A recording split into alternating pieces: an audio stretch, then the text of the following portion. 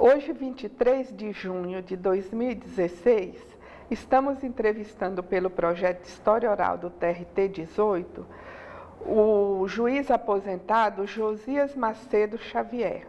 Boa tarde, doutor Josias. Boa tarde, Ariane. Tudo bem? Tudo bom? Tudo ótimo. Doutor Josias, em que data e local o senhor nasceu? Bom, eu sou um cidadão potiguar. Eu nasci no Rio Grande do Norte, na bela e abençoada Macaíba, às margens do rio Potengi. Qual a origem da sua família? Seus pais são oriundos de qual estado?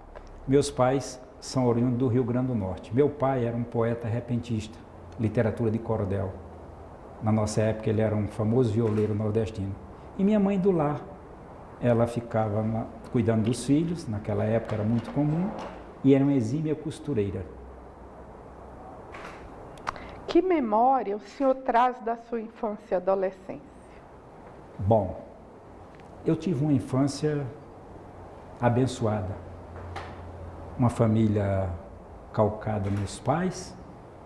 Meu pai me deu grandes valores, de uma família muito humilde, mas meu pai e minha mãe, nós éramos 8 ao todo, 8 irmãos. Então eu só tenho que agradecer a Deus a oportunidade de ter vindo nesta família que na minha infância me deu tantas alegrias. Qual a ordem do senhor junto aos seus irmãos? Bom, eu sou o sexto, aliás, eu sou o sétimo, porque depois de mim só veio o mais jovem, que é o Nicodemos. Doutor Josias, quando criança, adolescente, o que o senhor aspirava a ser ao tornar-se adulto?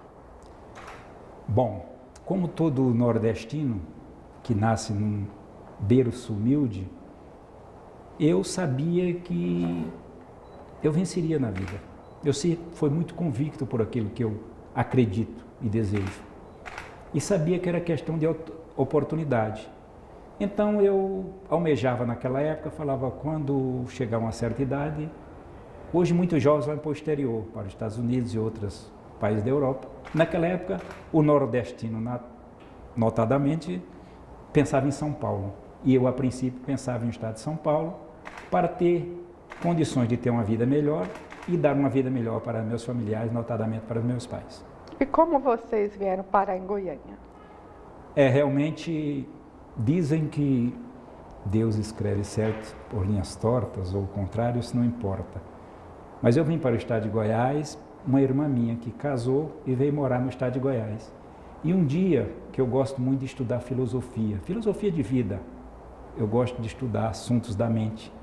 E eu perguntando a um filósofo, por que Goiás, se minha vida inteira foi firmada em São Paulo? E ele falou que quando a gente almeja algo na sua vida, você tem que firmar no que você quer, no objetivo maior.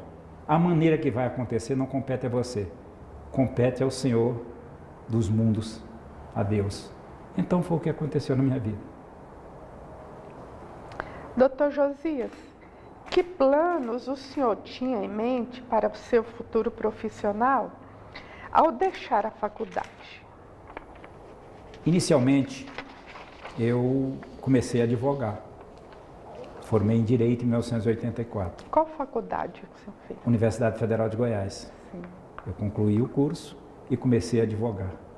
Só que nessa época eu já estava nas lides trabalhistas, eu era sindicalista. Eu fui presidente do Sindicato do Comércio Varejista de Carnes Frescas, representava os açougues no estado de Goiás por 10 anos. E eu, como sindicalista, eu tinha uma profunda intimidade com as relações de trabalho, quer do lado patronal, quer do lado dos trabalhadores. Movimentava muito essa máquina, principalmente através de acordos, convenções coletivas, todos os anos e direto isso. E isso me apaixonou pelo direito do trabalho e pelo processo do trabalho. O senhor poderia falar para a gente de suas experiências profissionais antes de se tornar sindicalista, de se tornar advogado? O senhor teve outras experiências além dessa? Sim, sim. Eu tive uma vida que... Eu comecei a trabalhar muito cedo. Eu ouso afirmar que aos 10 anos de idade eu já trabalhava. Por quê? Porque naquela época ao contrário ocorre hoje, uma criança de 10 anos ou 12 anos trabalhava, podia estudar, através desse trabalho digno e honesto, ele podia ajudar seus pais e não era considerado um crime. Só que hoje, a União Federal, o Estado brasileiro não oferece condições para essas crianças. Aí hoje eles podem ir, infelizmente, para a rua, pode ser um cheirador de cola, pode ser um trombadinha, pode ser N coisas, mas não pode trabalhar. Chega a ser o ridículo se um filho que tem 10 anos de idade, ou 12 ou 14, estiver ajudando o pai e chegar um fiscal do governo federal, notadamente do trabalho, ele será multado e terá diversos dissabores. Então alguma coisa está errada. Eu nunca ouvi falar na minha vida que o trabalho pudesse trazer tanto dissabor às vezes para quem emprega. Pelo contrário, o trabalho é a vida. Através do trabalho é a mola propulsora de todo o progresso.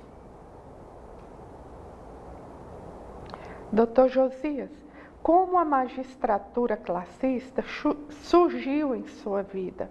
Como se deu o seu ingresso na Justiça do Trabalho e em que ano? Bom, a magistratura classista, como eu já havia falado, pelas lides sindicais, eu comecei a participar na magistratura trabalhista já em 1988. Inicialmente, eu fui nomeado como suplente de juiz classista, representante dos empregadores, na 4ª Junta de Conciliação e Julgamento de Goiânia. Nessa época, eu já teria sido nomeado inicialmente. Só que, com o tempo, a Federação do Comércio do Estado de Goiás e as federações de Goiás, que naquela época o tribunal nosso pertencia à 10ª região, oriundo da 3ª região, Minas Gerais. Então, naquela época, nós éramos 4 estados, os 2 Mato Grossos, o estado de Goiás e Brasília.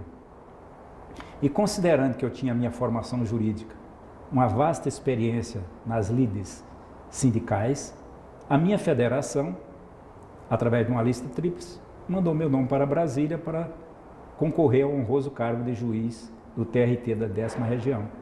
Em 1988, eu fui nomeado e representava toda essa classe, quer de Goiás, quer de Brasília, notadamente do Centro-Oeste e os 2 Mato Grossos, pois naquela época não havia ainda o estado do Tocantins.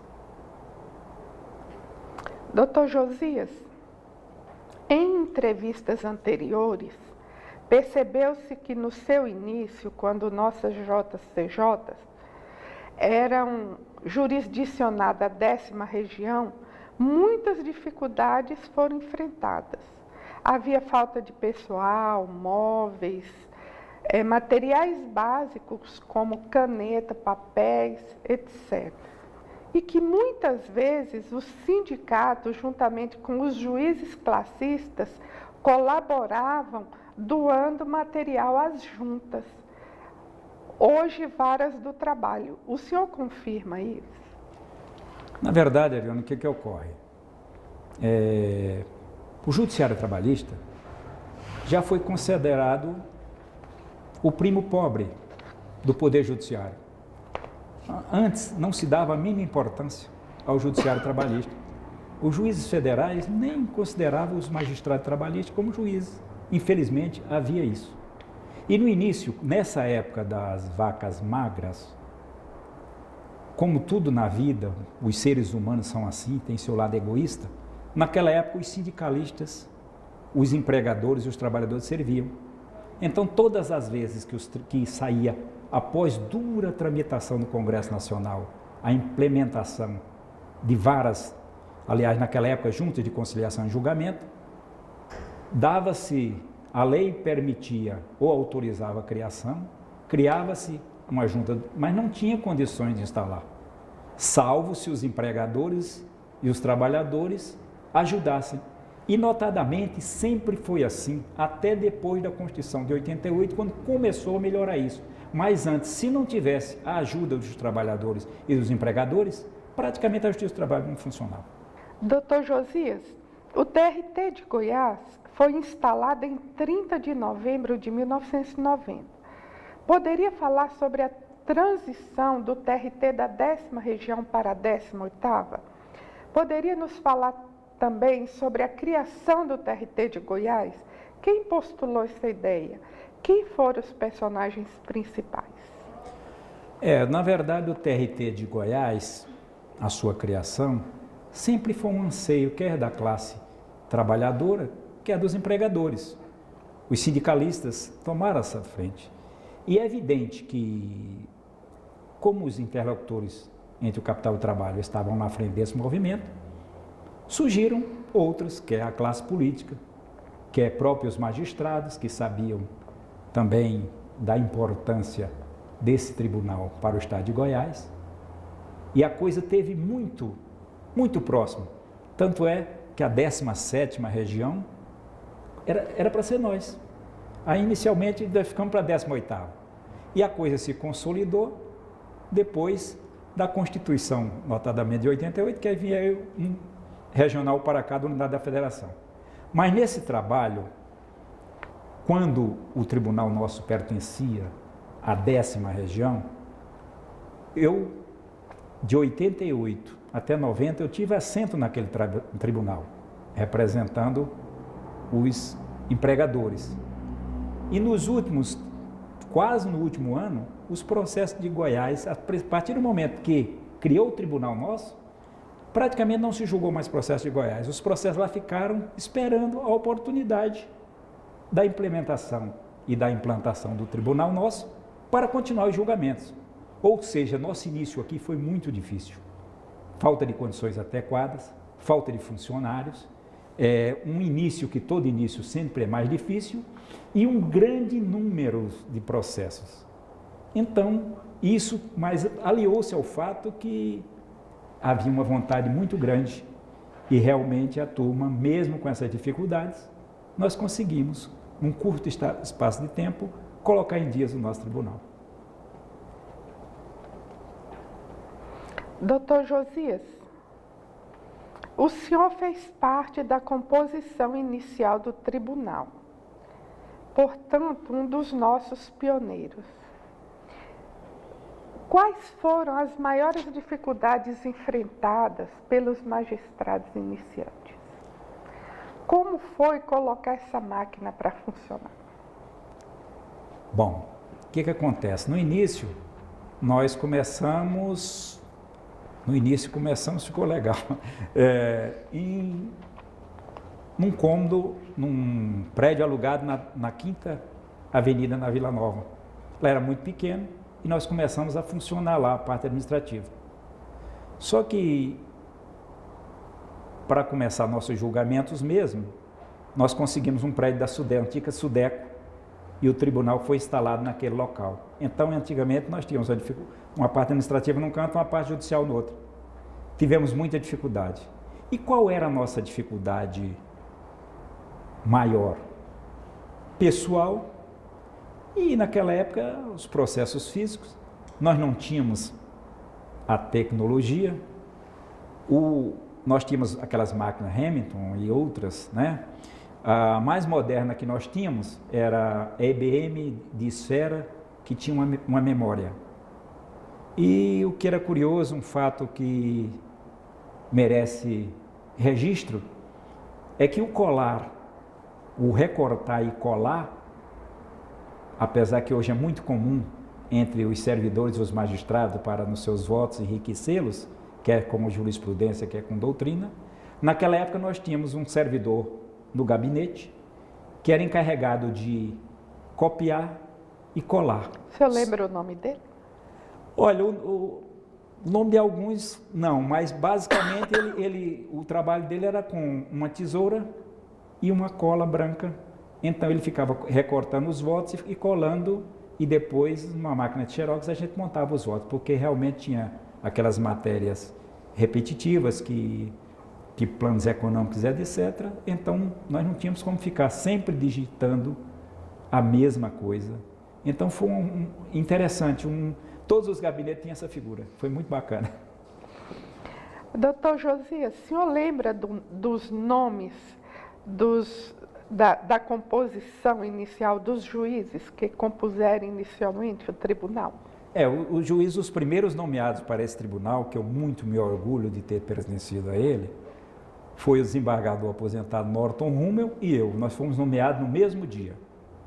E isso causou, na época, até um certo frisson, uma certa apreensão, porque a lei não distinguia entre juízes togados ou juiz classista. Falava que o juiz mais antigo era o juiz instalador do tribunal. E o juiz mais antigo foi o desembargador Norton Rummel.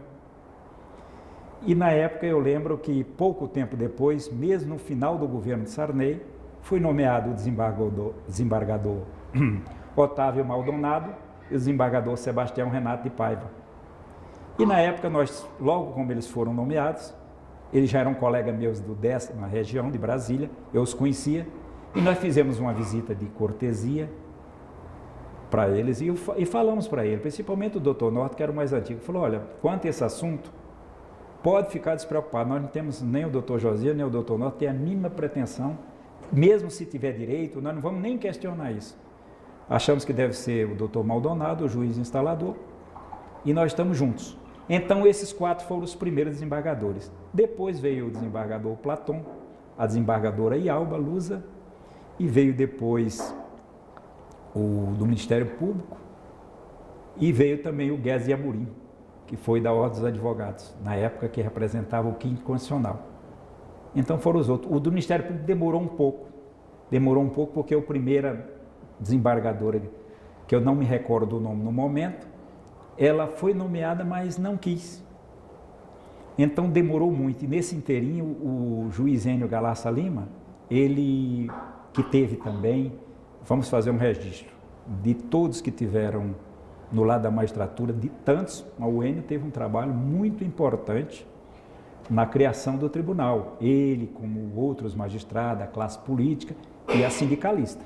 Foi um trabalho muito grande. E o juiz Enio, como prêmio naquela época, ele foi convocado nessa vaga do Ministério Público, pois ele ainda era magistrado do 1º grau, e ficou até ser nomeado um novo desembargador para a vaga do Ministério Público. Na sua opinião, o fato do doutor Enio não fazer parte da composição foi uma injustiça? Olha, veja bem, o que é justiça, o que é injustiça é aquilo que você considera, você que é o melhor, quem dá a melhor opinião, o que é aquilo eventualmente você considera. Mas uma coisa é certa, quer seja como juiz do 1º grau, que eu tive a honra de atuar com a sua excelência, ele sempre teve grandes e memoráveis julgados, participou ativamente do judiciário trabalhista no seu início, e eu devo dizer, se a sua excelência, o juiz Enio, tivesse sido nomeado desembargador do TRT, com certeza seria feita justiça. Então, realmente, não foi, mas não cabe a mim dizer qual seria melhor. Eu, se dependesse de mim, ele teria sido desembargador do egrégio TRT. Doutor Josias, como que era, ali no início do tribunal, as relações entre vocês que compunham o tribunal? Eu devo dizer que harmônicas, excelente.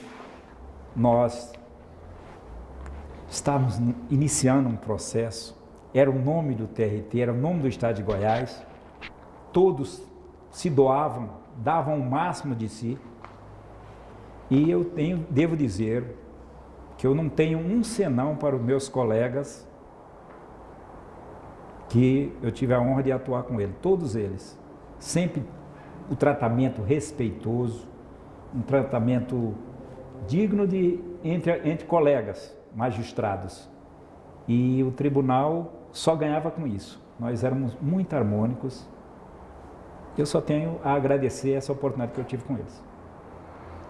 Doutor Josias, se recorda como a sociedade de Goiás reagiu à implantação do TRT da 18ª região no estado?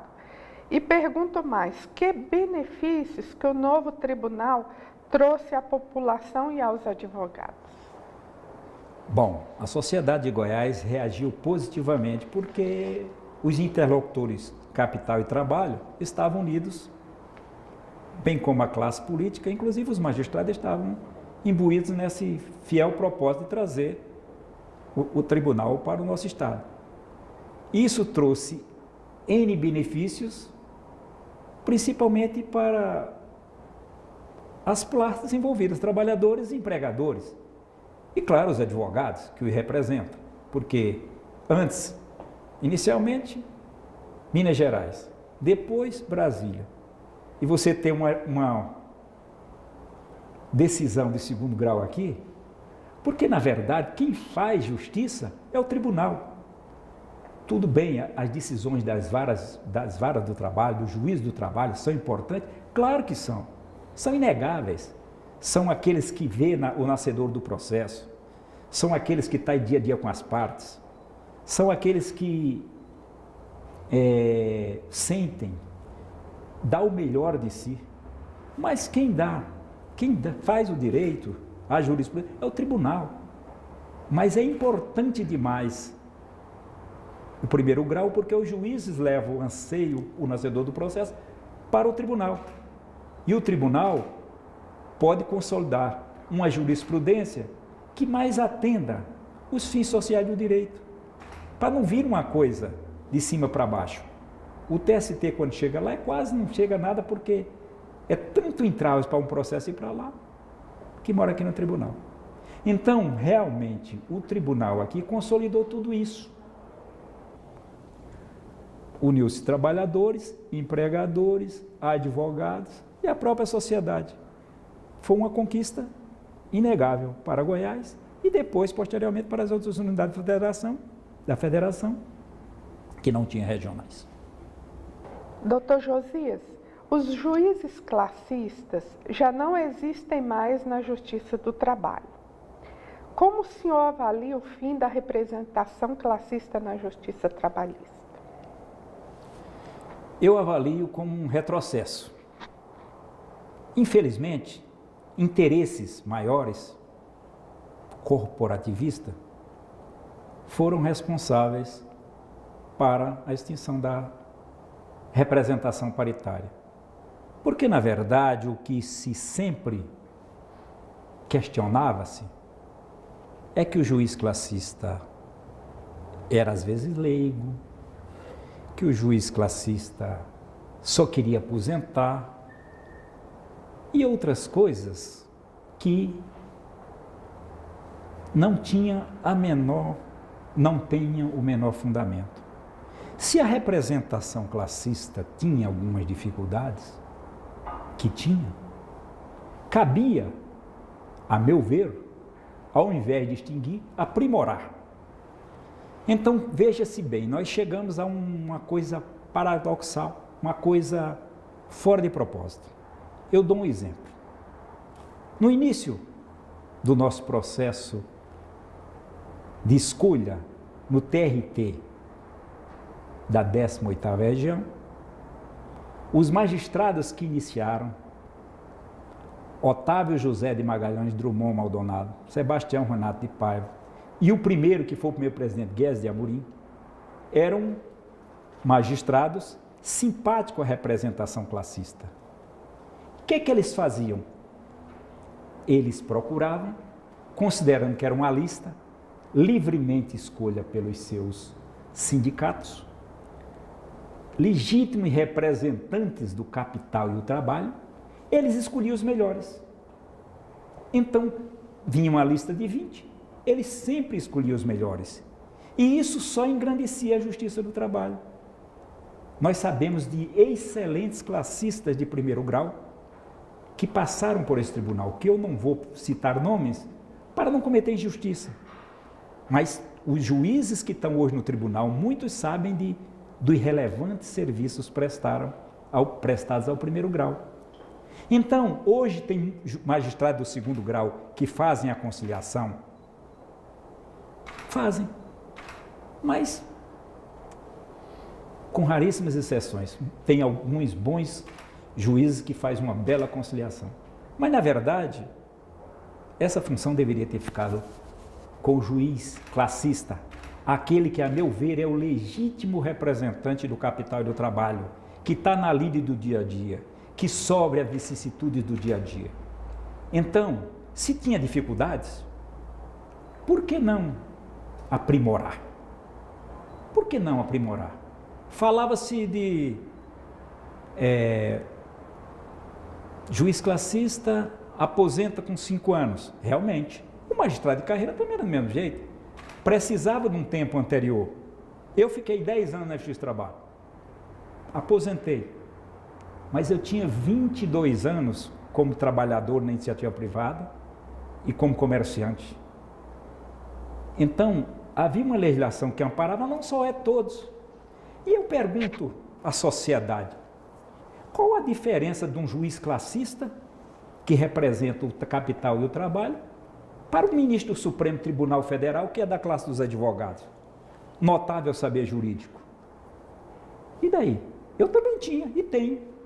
Eu tinha cabedal e tinha as condições, desculpe-me a falsa modéstia, mas eu tinha, como outros que estiveram no tribunal, tinha condições de participar.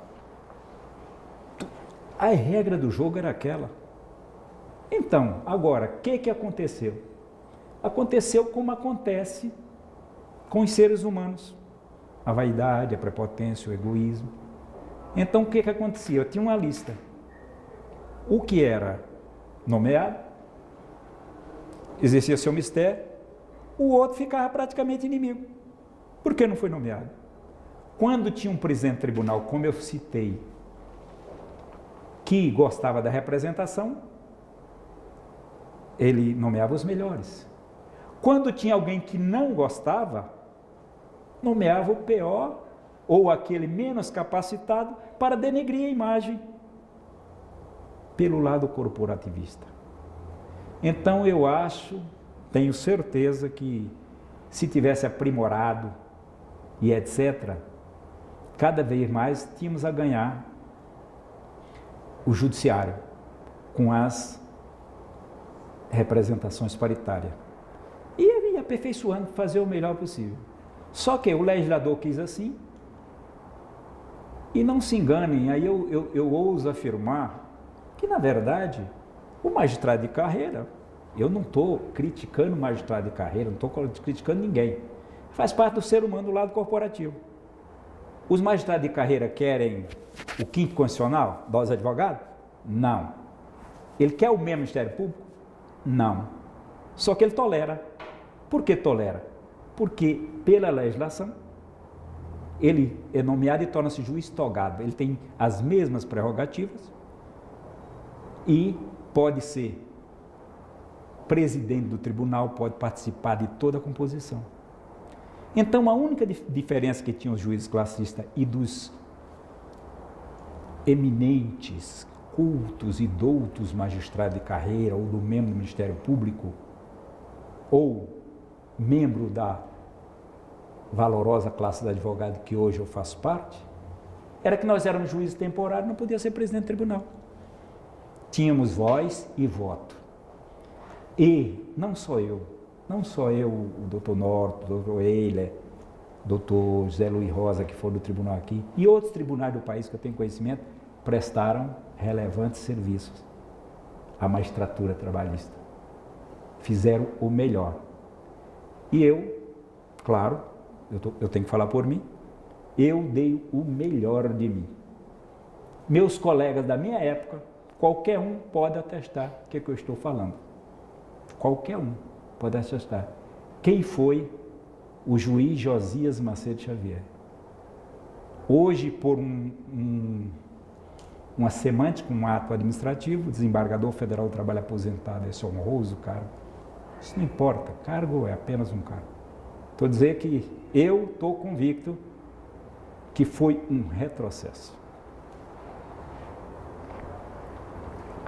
Doutor Josias, em 1999, Antônio Carlos Magalhães, na época presidente do Senado, articulou o fim da justiça trabalhista. Aquilo fez com que juízes, servidores, procuradores e advogados que militavam na seara trabalhista se unissem em defesa da justiça do trabalho. O senhor acompanhou aquele momento? Sim. Poderia falar para a gente? Na verdade, O próprio senador Antônio Carlos Magalhães nem sabia que estava fazendo muito. Ele foi levado por algumas opiniões e ele nem sabia muito o que estava fazendo. Eu vi até um dia que ele... porque deram algumas informações incorretas para ele. Agora você vê como são as coisas. Quando é interessante, em caso de sobrevivência, todo mundo se une. Naquela época foi importante a união dos sindicalistas, patrão, empregado, servidores, toda a sociedade civil, para a manutenção de um bem que todos nós consideramos muito grande, que é essa justiça obreira, uma justiça que procura, pelo menos, conciliar os conflitos entre o capital e o trabalho. Então, naquele momento foi importante. Só que depois que passa a importância em determinado momento, aí aqueles que conseguem sobreviver, vamos tirar os outros para a gente ficar sozinho. Talvez tenha sido isso, mas naquele momento, esse trabalho de todos se conscientizarem, e só existe isso porque o capital e o trabalho realmente tomou a frente também. Porque o deputado lá, o nosso legislador que está lá, que me perdoe meus queridos colegas, mas vai um juiz lá e vai um sindicalista, a conta que os nossos parlamentares faz, que é natural num regime democrático, esse sindicalista representa o quê? Quantas empresas, quantos trabalhadores, qual a entidade que ele representa? E uma das questões maior do que posteriormente acabou a representação paritária foi a falta de união dos próprios trabalhadores e empregadores. Como o senhor avalia a relação da sociedade goiana com a Justiça do Trabalho hoje? Na verdade, essa relação ela é boa. Agora, claro, a Justiça do Trabalho em si, ela tem sua grande importância. Um dos grandes problemas na aplicação da lei é o famoso custo Brasil. Os empregadores vivem sendo escorchados por essa carga tributária desumana. E isso faz com que haja quase um acordo tácito em tantas coisas que acontecem quando no momento da contratação e depois deságua aqui no Judiciário Trabalhista. Se os nossos impostos fossem menor, se houvesse uma carga tributária mais justa, não no sentido de penalizar tanto o capital, eu tenho certeza que mais da metade das leis trabalhistas acabariam. Por quê?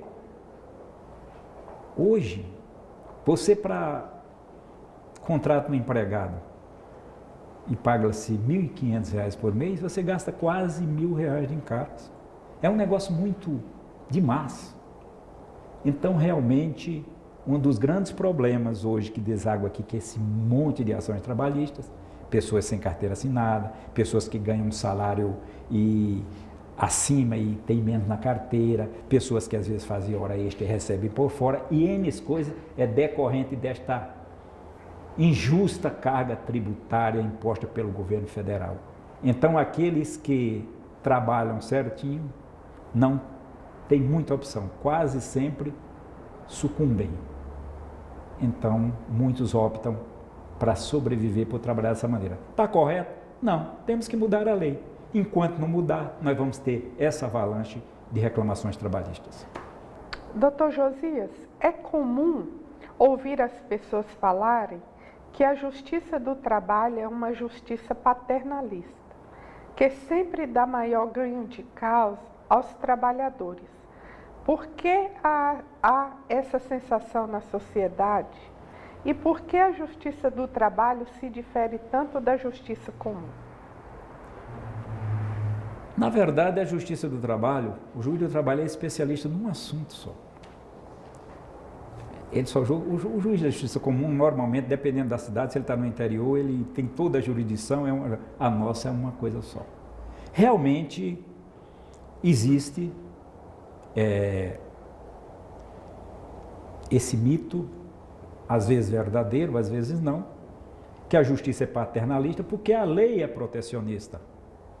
O juiz não deve ser, mas a lei é protecionista. Então, na aplicação da lei, tem os princípios gerais que o juiz deve observar. E realmente nessa relação tem a lei, dura lex ad lex, tem que aplicar a lei. Se o empregador tem algumas coisas, hora extras que não foram pagas e consegue provar, e etc, etc, etc. Então tem que se aplicar a lei. Só que o juiz, às vezes tem alguns juízes que a gente ouve os advogados falar, tal juiz gosta mais de julgar pro empregado ou do empregador, mas na verdade o juiz, uma vez eu ouvi e alguém falou que teria sido o Rui Barbosa. Se não foi ele, pelo um grande ser que foi, pode ter sido ele ou qualquer outro, mas falava assim, o que é necessário para ser um grande juiz?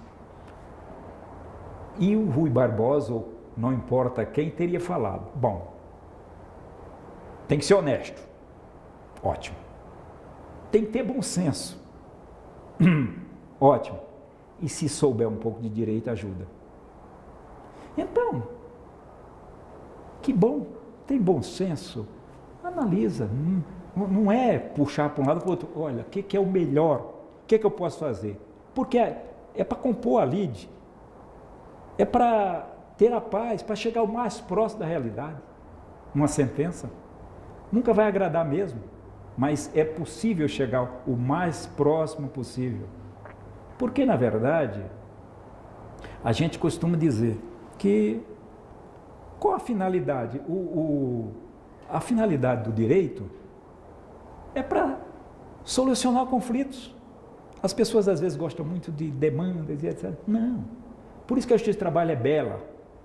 Os processos, quando as partes são advogados trabalhistas e sabem o que querem, é muito fácil ter um acordo. Eu advogo hoje nessa área trabalhista. Mas quando chega uma pessoa que não tem... tem que demandar, não, temos que resolver o problema das partes. E chegar àquilo que seja mais próximo para que haja paz social.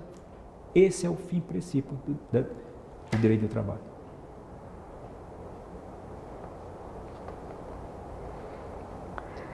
Doutor Josias,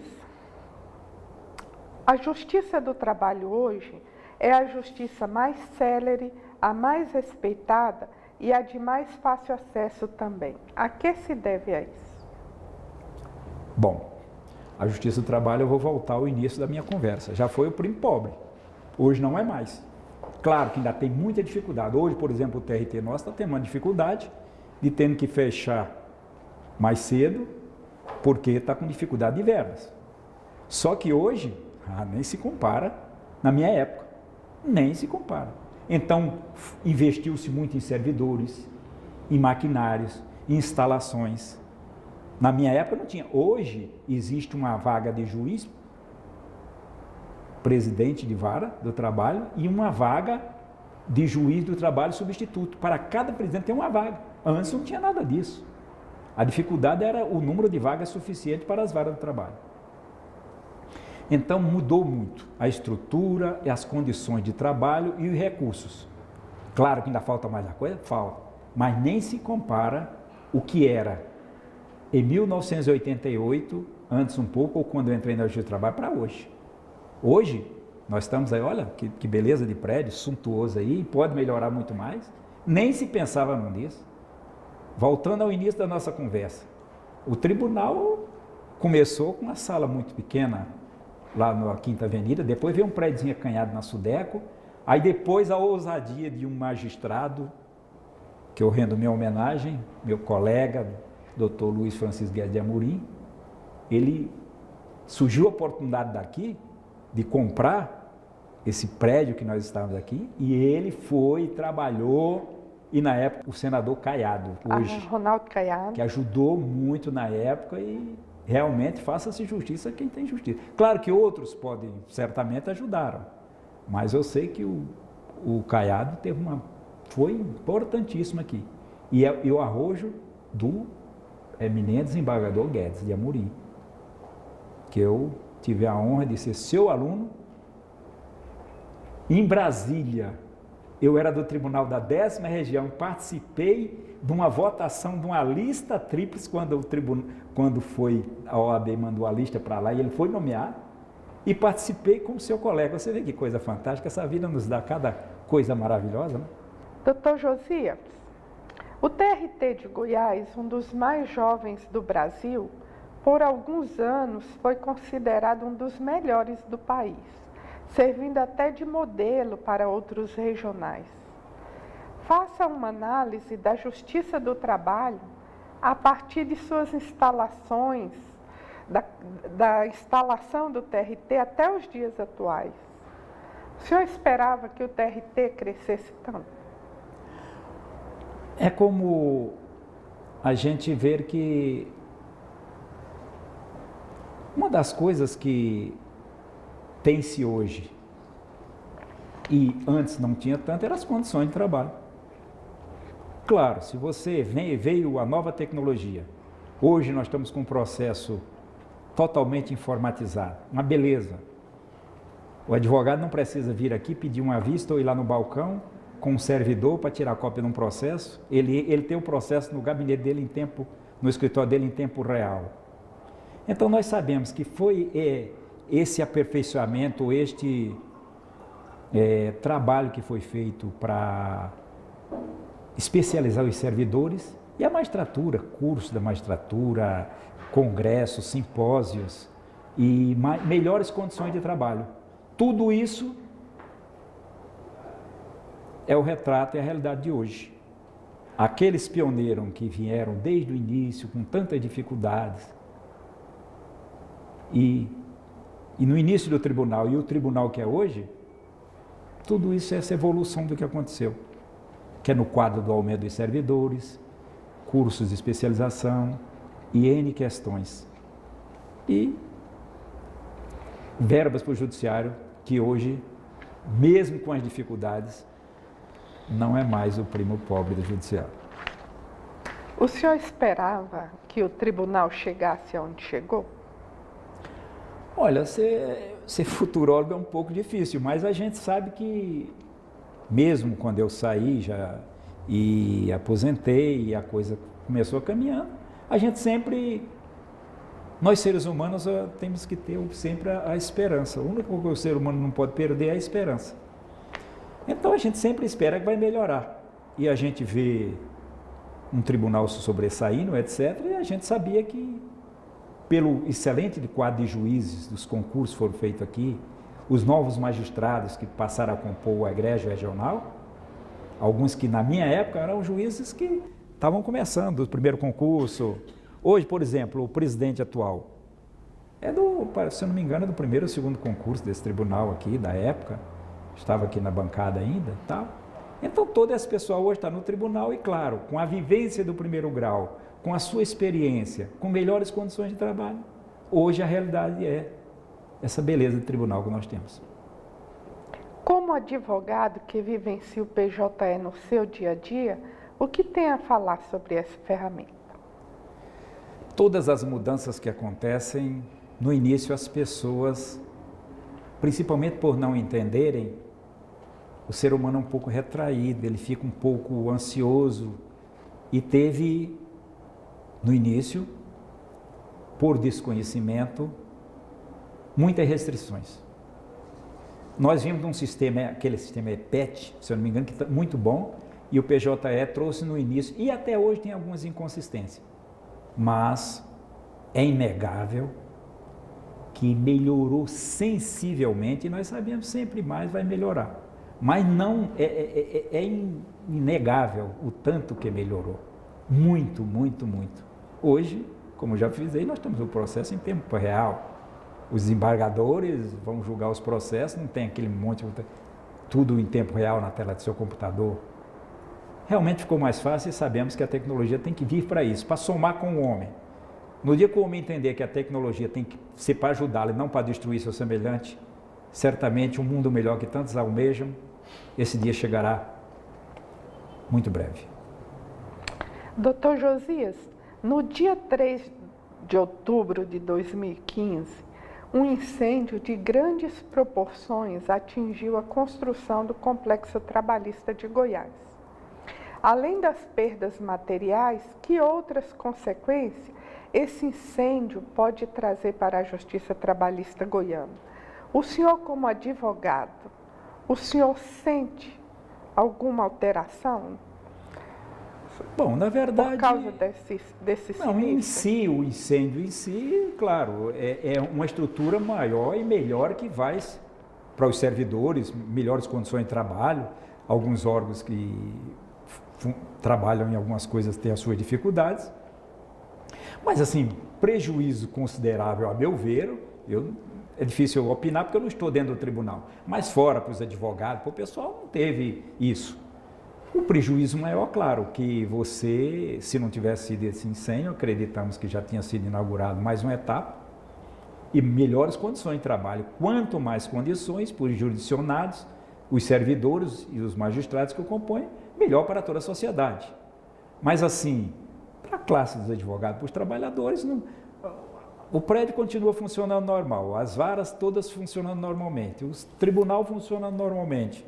Não teve assim prejuízo, a não ser o material e de atraso, que com essa escassez de verbas cada dia fica pior. E toda a parte burocrática, só nessa questão de eventual perícia, quem tem culpa, quem não tem, como é que foi feito, etc. Quanto tempo ficou isso aí? E vai ficar ainda. Então, poderia já estar pronto. Prejuízo? É evidente que teve prejuízo. Mas, assim, considerável, é um prédio a mais que nós temos estrutura suficiente para, com a nossa realidade, funcionar. A meu ver. Doutor Josias, o corte do orçamento do judiciário obrigou os tribunais de todo o país a conter consideravelmente seus gastos, sob a ameaça de fecharem as portas antes mesmo do final do ano. Entre as ações aplicadas pela 18ª Região está a limitação do horário de funcionamento. Como advogado, essa medida reflete negativamente no andamento do processo? Claro que era o ideal é que nós funcionássemos como antigamente, mas existe uma realidade. Como fugir da realidade? Hoje nós estamos trabalhando com algumas dificuldades, mas se nós sabemos, se não tiver orçamento, é melhor do jeito que está aí do que eventualmente ter que chegar para setembro ou outubro e fechar-se totalmente. Então, se nós não temos outra alternativa, eu acho que é uma coisa que não só os advogados, cabe sim à sociedade civil organizada, advogados, trabalhadores, empregadores, etc., pressionar os nossos congressistas, o governo federal, para que restabeleça as verbas do judiciário.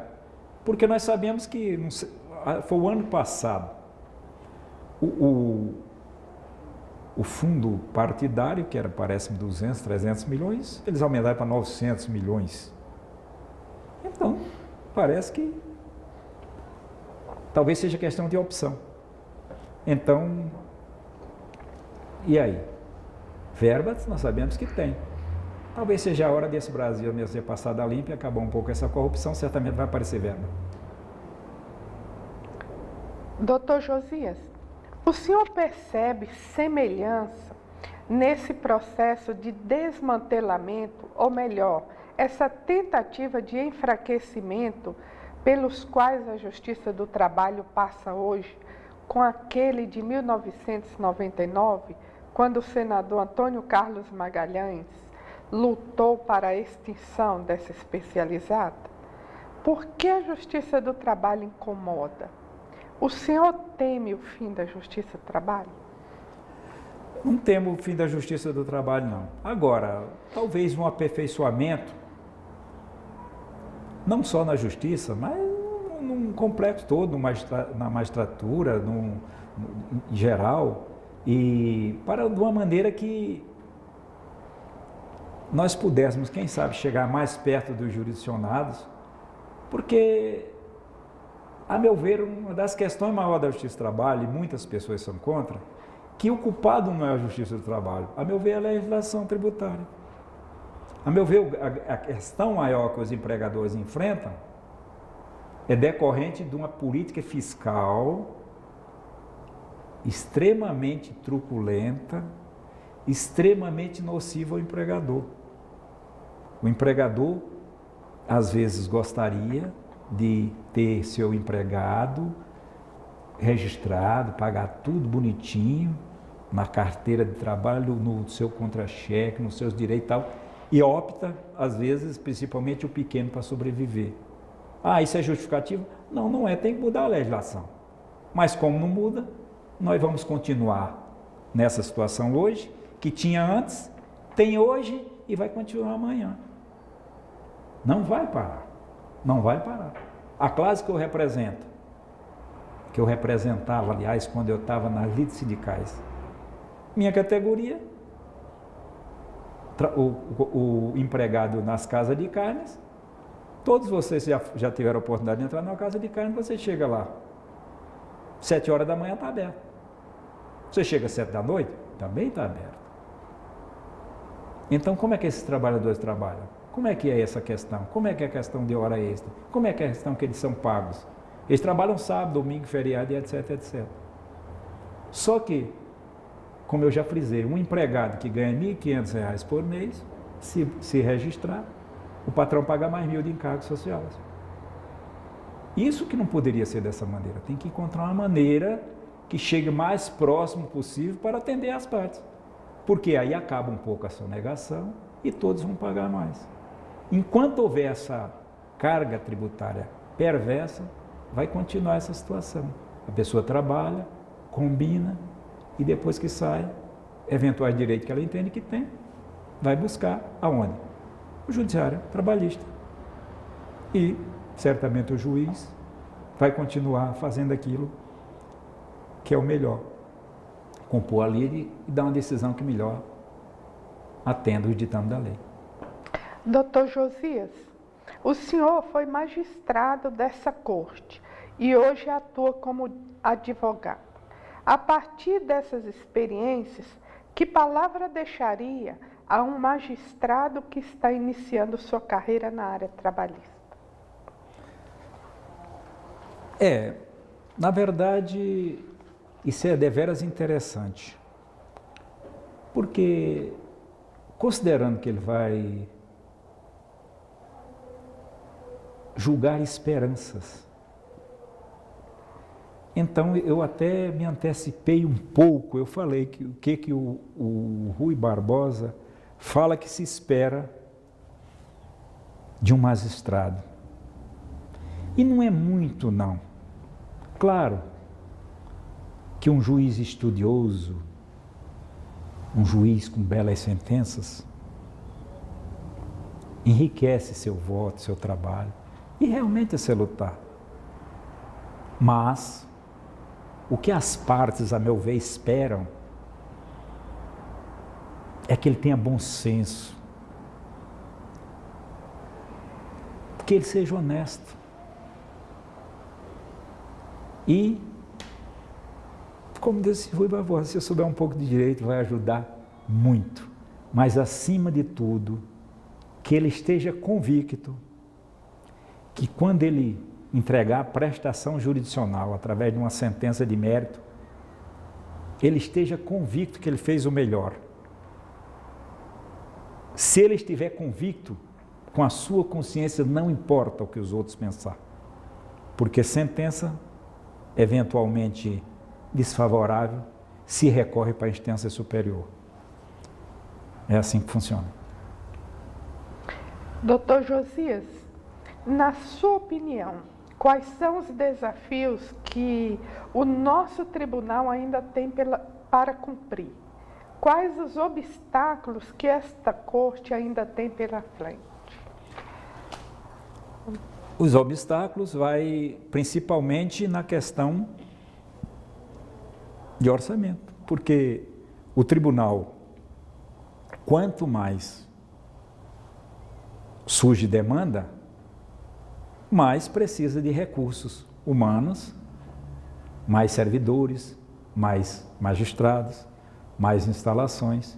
E tudo isso depende do poder federal, do orçamento da União.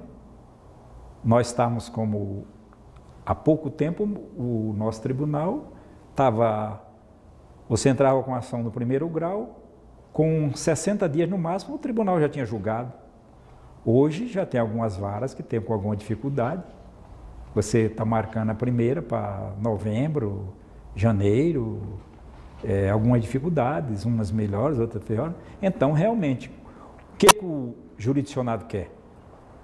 Sentenças céleres.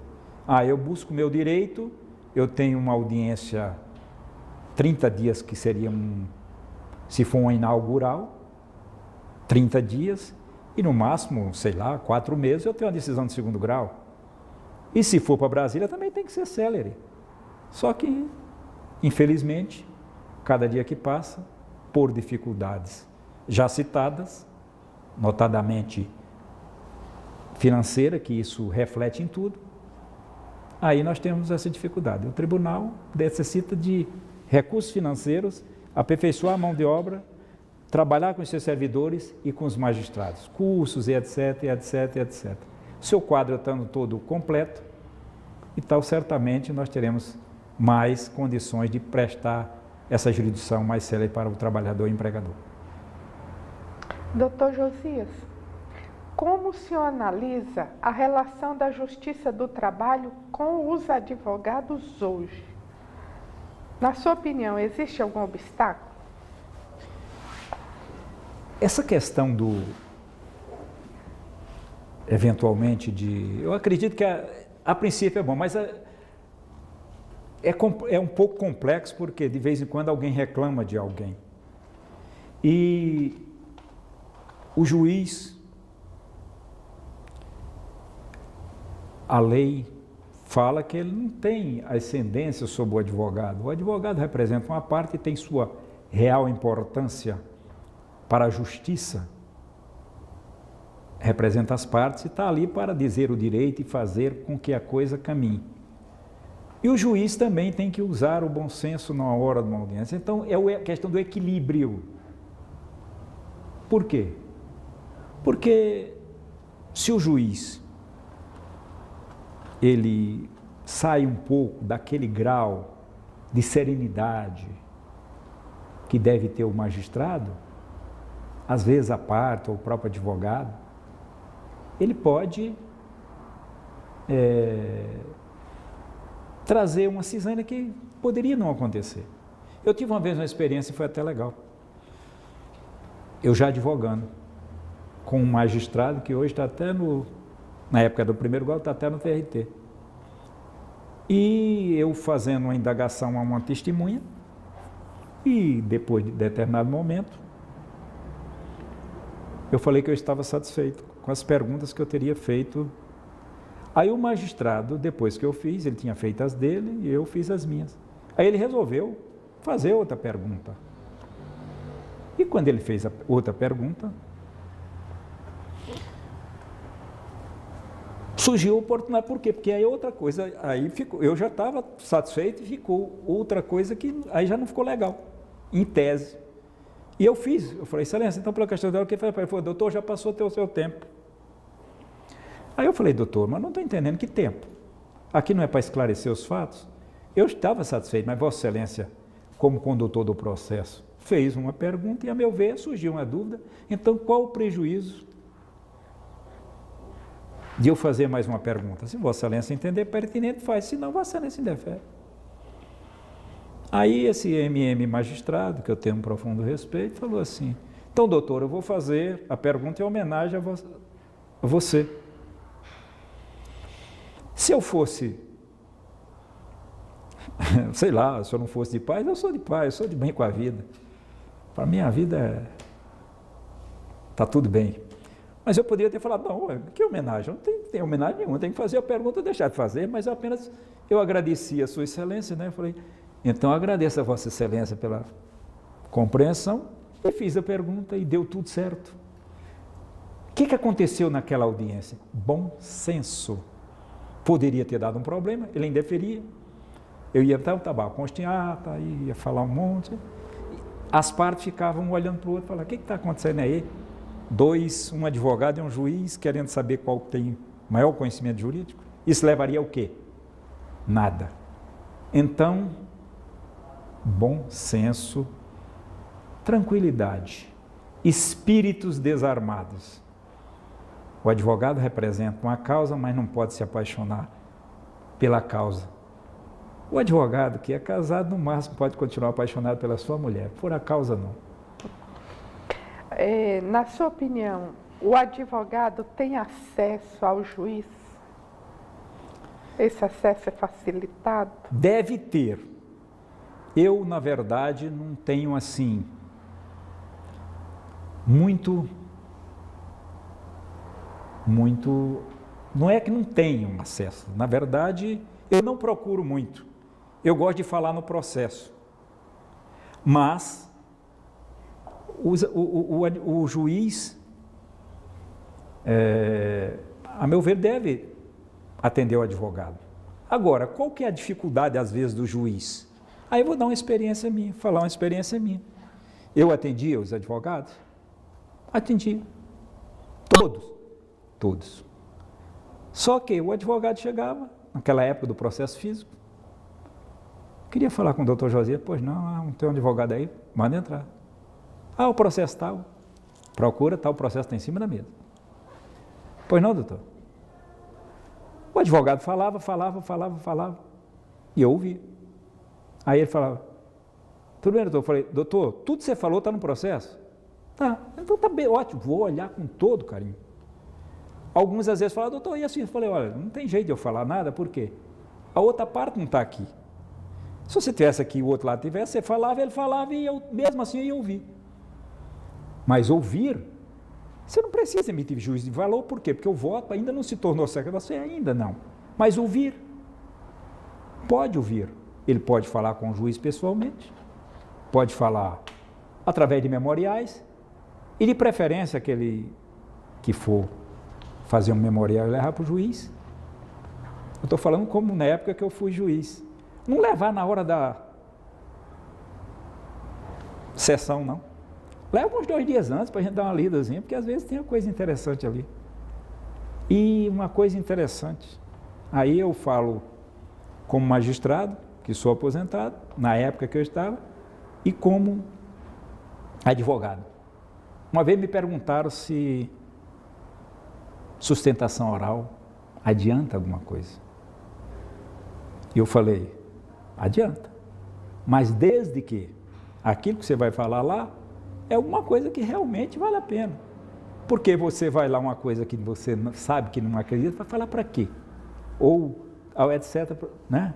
Uma coisa que está em controvérsia, está aprovado lá, mas desde que seja falar uma coisa que você acredita, as partes têm direito a isso. A legislação ampara e é importante que cada um vá defender a parte da melhor maneira possível. Afinal, ele tem um mandato otorgado por esse empregador, esse trabalhador.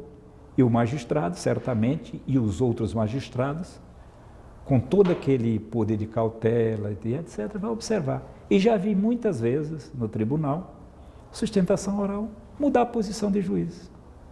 É importante, sim. Doutor Josias, na sua opinião, a Justiça do Trabalho mudou de perfil nos últimos anos? Mudou sim. A Justiça hoje, mesmo que alguns podem achar que não, mas ela avançou principalmente por a nova fase do Judiciário Trabalhista. Então mudou de perfil.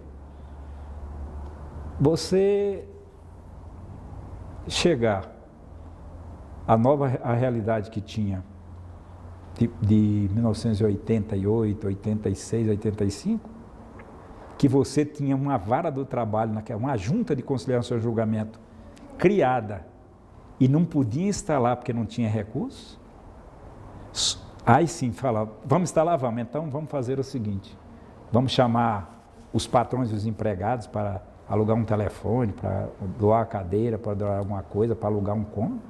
Isso realmente era extremamente desgastante, extremamente constrangedor. E hoje não existe essa realidade. Nós sabemos que existem outras dificuldades, mas os avanços foram consideráveis. Doutor Josias, quando vem em sua mente o nome TRT, considerando todos esses anos, 10 anos, né? Que eu fiquei de prestação de serviço à instituição, o que lhe vem à mente? Bom, eu iniciei no Tribunal da 10ª Região. Fiquei 2 anos lá. E quando eu vim para Goiás, eu era o magistrado mais experiente que tinha. Todos os outros não tinham experiência de 2º grau. Nenhum. E com essa experiência, foi gratificante a gente ver a turma, a gente crescendo juntos. Por isso que criou aquela harmonia, aquela coisa bacana. Não tinha nenhum dono da verdade, super intelectual, grande jurista lá aparecer. A gente estava lá para dar o melhor no sentido de entregar uma prestação jurisdicional que mais atendesse os jurisdicionados. Então talvez isso foi um fator preponderante no início, para que nós crescêssemos juntos. Então eu tenho a dizer que esses 10 anos foi muita satisfação para mim. Foi de muita satisfação. Dever cumprido. Dever cumprido, dizer assim, eu fazia, sempre fiz, não só na magistratura, mas em todas as minhas ações. Eu sou aquele cabra nordestino que fala assim, eu dou o melhor de mim. Se faltou algo, eu nunca acho que falta algo, porque eu sempre dou o melhor. Se falar assim, não, faltou algo, não, eu dei o melhor. Não deu certo ou deu certo, mas eu dei o melhor. Então o tribunal foi uma experiência belíssima, que eu só tenho a agradecer primeiro a Deus, e depois de agradecer a Deus, o apoio da minha família e aos empregadores do Estado de Goiás, Federação das Indústrias, a minha Federação do Comércio, Federação da Agricultura, que sempre me deu apoio. Quando eu vim de Goiás para cá, quando eu vim de Brasília para cá, que a minha recondução aconteceu, que na época foi minha recondução, e o Dr. Norton, que ele foi nomeado aqui, foi reconduzido junto comigo. Aconteceu um fato inédito, eu acredito, num processo de escolha de juízes, porque as federações de empregados e de empregadores e as confederações, o órgão máximo da nossa representação sindical, apoiava os 2 nomes, o meu e o Dr. Norton, para o cargo de empregador e trabalhador. E eu tenho nos meus arquivos alguns ofícios onde quem o assinava falava que, mesmo sendo um pouco diferente, mas por aquilo que nós representávamos, naquilo que nossas entidades sindicais aqui no estado de Goiás, eles ousavam pedir, que é, mesmo sendo uma federação de empregador, pedir também para o trabalhador, ou uma federação de trabalhador pedir para o empregador. Então foi um caso inédito e foi muito assim gratificante. Na minha época, foi muito gratificante o tribunal. Enquanto magistrado, aconteceu algum fato inusitado que ficou na sua memória e que o senhor possa compartilhar conosco? Aconteceu realmente muitos fatos, mas tem um que não me sai da memória. Na época foi uma decisão de um juiz de direito, se eu não me engano, de Posse, Goiás. Esse cidadão, ele tinha uma gleba de terra, 100, 200 alqueires, eu não lembro. E esse fazendeiro, ele tinha um filho de criação, ele pegou a criança com 1 ano de idade para criar, e essa criança depois chegou a casar com a filha sua legítima, porque era um filho só de criação, e eu sei que eles casaram. E esse rapaz, ele estava com 35 anos, ou seja, tinha 33 que ele morava na fazenda. Ele era como um filho, e ele certamente separou, teve uma dificuldade com a filha do fazendeiro, e ele resolveu entrar com a reclamação trabalhista contra o fazendeiro, alegando justamente isso, que nunca tinha recebido nada, que só recebia alimento, onde morar, recebia um pouco de dinheiro todos os meses. E uma coisa muito interessante, porque, em tese, se você fosse olhar rispidamente com uma legislação, era como se fosse até o empregado mesmo. Mas tinha algo diferente por trás. Só que, naquela época, a prescrição do rural não tinha aquela prescrição que tem hoje, quinquenal. E ele pegou mais de 20 anos numa pseudo-relação de emprego. E para se ter uma ideia, era como se ele ganhou a fazenda do senhor. Uma coisa, a meu ver, extremamente injusta.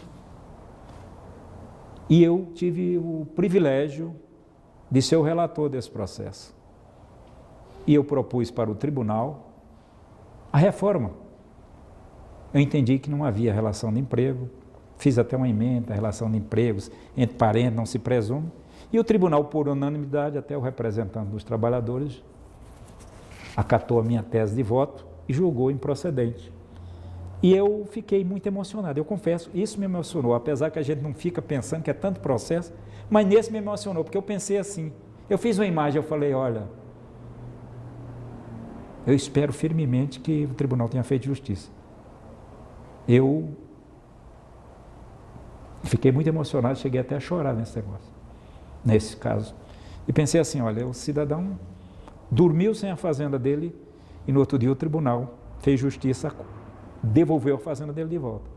Então esse fato já faz alguns dias, porque eu acredito que foi logo no início do tribunal, 91, 92, mas eu nunca esqueci.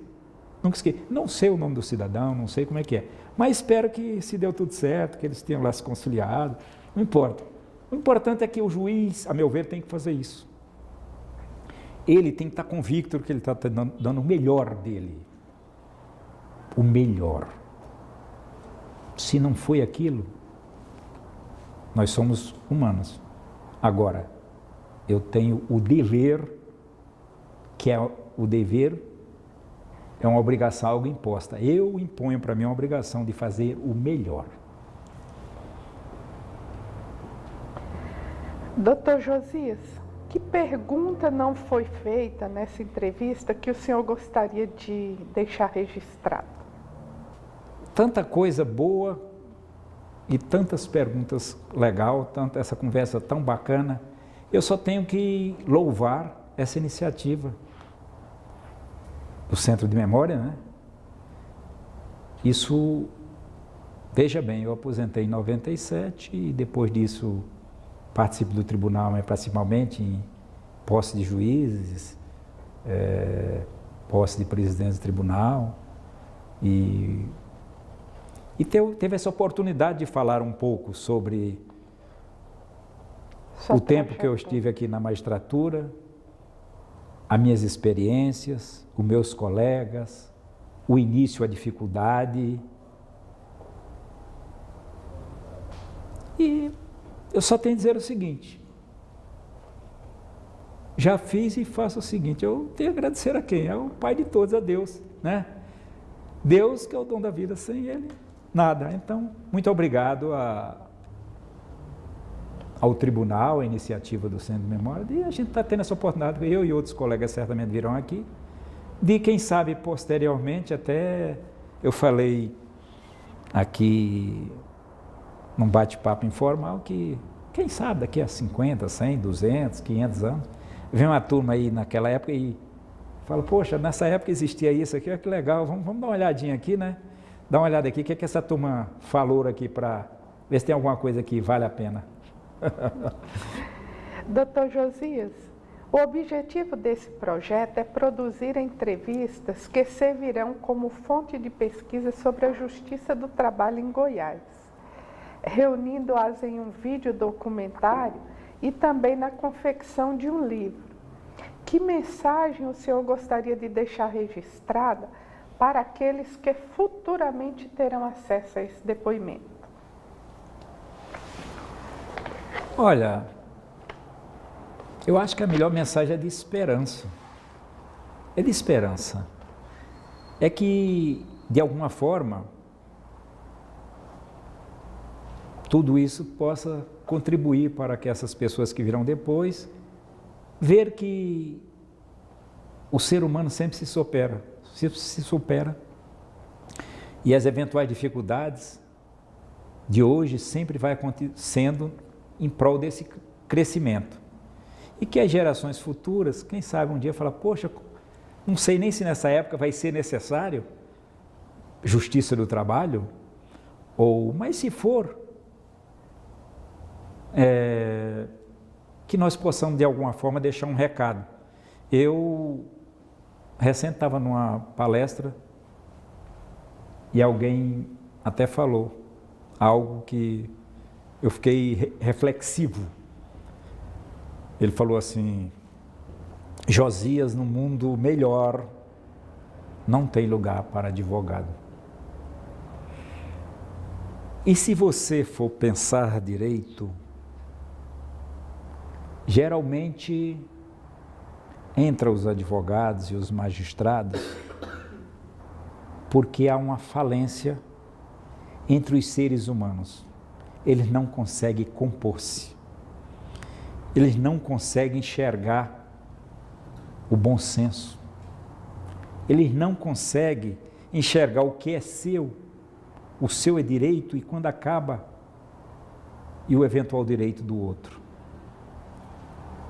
E certamente, quem sabe, não sei se daqui a dezenas, talvez centenas de anos, se a humanidade caminhar e não precisar do advogado ou do direito, porque dentro de cada ser, agregado no seu eu, fazendo parte do seu projeto ideológico, esse senso de justiça, para que direito se nós sabemos o que é dever? Certamente a humanidade terá caminhado para bem próximo da luz, para bem próximo do Senhor da luz. Quem é Josias Macedo Xavier, na opinião de Josias Macedo Xavier? Bom, Josias é um ser que acredita num mundo melhor. Eu acredito no ser humano, acredito num processo evolutivo. E apesar de estar um pouco longe ainda de dizer irmão, é tão complicado, irmão, a fonte é uma só. Nós cremos num Deus onisciente, onipresente, onipotente, criador de tudo. Então, se Ele criou tudo, nós somos irmãos. Não do mesmo pai e da mesma mãe, mas somos irmãos. A origem é a mesma. O número de células é o mesmo. As nossas vicissitudes são as mesmas. O nosso anseio de crescer são os mesmos. Então, cabe ao homem, o ser humano, e eu me incluo entre eles e procuro, aí sim, naquilo que eu reconheço, fazer o melhor. Saber que ele só é responsável na face da terra por ele. Ele pode ajudar os outros? Claro. Ele deve ajudar o outro? Claro. Mas não tem uma maneira melhor de ajudar alguém se você não entrar para dentro de você e você se melhorar. Porque você só tem acesso a você. Você só muda você. Você não tem acesso ao outro. E quando você se permite mudar-se, permite reconhecer-se. Aí você, com seu exemplo, com a sua conduta, você estará contribuindo para esse mundo melhor. Um mundo que todos almejam, um mundo de felicidade. Um mundo de felicidade onde nós sabemos que ser feliz é dar felicidade ao outro. As pessoas querem ser felizes, mas têm que dar felicidade. Porque é dando que se recebe, já dizia o São Francisco de Assis. Então, Josias Macedo Xavier é esse ser, um ser em evolução, um ser que acredita que um mundo melhor é possível. E, não tenho dúvida, que dentro das minhas limitações como ser, mas sabendo que a minha origem é divina, que eu tenho a centelha divina dentro de mim, e com a vontade que eu tenho, quanto tempo? Não importa. Milhares de anos, milhões de anos. O que é o número de anos nessa imensidade do cosmos? Bilhões e bilhões de anos. Cada um faz a sua história. Cada um pode fazer o melhor. Então, não vamos esperar ninguém. Faz a tua parte, que certamente o céu te ajudará. É isso que eu penso. Doutor Josias, o que é a vida?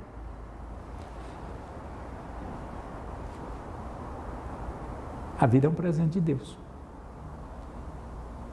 Nós, mesmo a mais humilde criatura, tem a sua importância universal. E se está acontecendo, uma formiga, ou um dinossauro que já foi extinto, certamente o Criador sabia daquilo que representava a sua importância para essa caminhada evolutiva do ser. Então, temos apenas que cada um de nós, aí tem que entrar mesmo dentro de si, durante o dia, à noite, nas reflexões, você com você mesmo, falar assim: e aí, como é que foi meu dia hoje? Eu fiz o melhor? Será que aquele fato, eu fui singela com a pessoa, eu fui honesto, eu fui o melhor, eu fui carinhoso? Como é que eu estou com minha família? Como é que eu estou com meus filhos? Como é que eu estou com meus amigos? Eu errei, eu tenho grandeza suficiente para chegar para ele e pedir desculpa? Mas desculpa, sincera mesmo. Se o outro falar, não vou te desculpar, você fala: amigo, desculpe, mas tudo bem, eu errei. Porque quando você faz isso, você pode estar certo que aquela pedra de 1 tonelada, de 1000 quilos na sua cabeça, você vai ficar leve. Vai ficar leve. E você, ao ficar leve, você irá fazer o melhor, você irá acreditar nas coisas boas da vida, você irá acreditar nos princípios que aumentam o tamanho do homem. Você estará mais próximo de Deus. Não precisa ser religioso para estar próximo de Deus. Por quê? Porque Deus é o todo. Deus está em todo lugar. Se você estiver nesse momento e você estiver em paz consigo, pode estar certo que Deus estará junto com você. Já foi escrito que quando houver uma ou mais pessoas falando em nome dele, ele estaria presente. Então eu acho que é isso. A vida é um presente de Deus. Vamos dignificar nossa passagem no planeta para depois não ter que repetir a lição. Em rumo à luz através da evolução. Eu acredito na evolução do ser. Eu acredito que todos nós vamos melhorar. Quanto tempo? Milhares, milhões de anos? Não sei.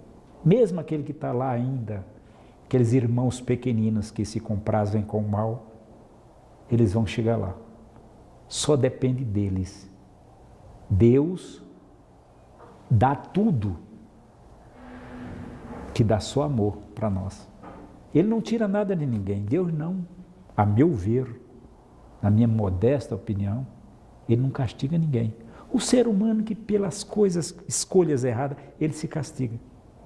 Se a vida dele não está boa, ele tem que olhar para ele e falar assim, é comigo mesmo. Olha no espelho e conversa com ele. E aí? Como é que está a minha vida? Por que está desse jeito? Aí sim, quando ele falar, meu Deus, e ele conseguir fazer aquela ponte de amor entre a criatura e o Criador, aí ele faz aquela conexão e pode estar certo que as portas se abrirão para ele e para todos aqueles que acreditam que o Senhor Jesus é o supremo governador da terra e que nós vamos em busca do Pai através da evolução. Dr. Josias, a Escola Judicial, em nome do TRT, lhe agradece imensamente pelos seus depoimentos e o senhor pode ter certeza, o senhor ficará para sempre na história e na memória do nosso tribunal. E eu só tenho a agradecer, como eu tive mais uma vez essa oportunidade, agradecer que a vida da gente, repetindo, como é um presente de Deus, acontecem as coisas na sua vida. Está escrito, um dia acontece. E você tem que aproveitar os momentos bons da sua vida para onde você estiver. Você saber assim, olha, eu passei aqui, eu deixei amigos. Então, eu pertenço à magistratura do trabalhista do Egrégio Tribunal Regional do Trabalho da 18ª Região, com muita honra. Fui representante dos empregadores desse tribunal, com muita honra. Eu tenho muitos amigos nesse Egrégio Tribunal, com muita honra. Muito obrigado. Que Deus continue nos abençoando, que nós vamos chegar lá. É só questão de tempo. Eu acredito nisso. Obrigada, doutor Josias. Eu que agradeço.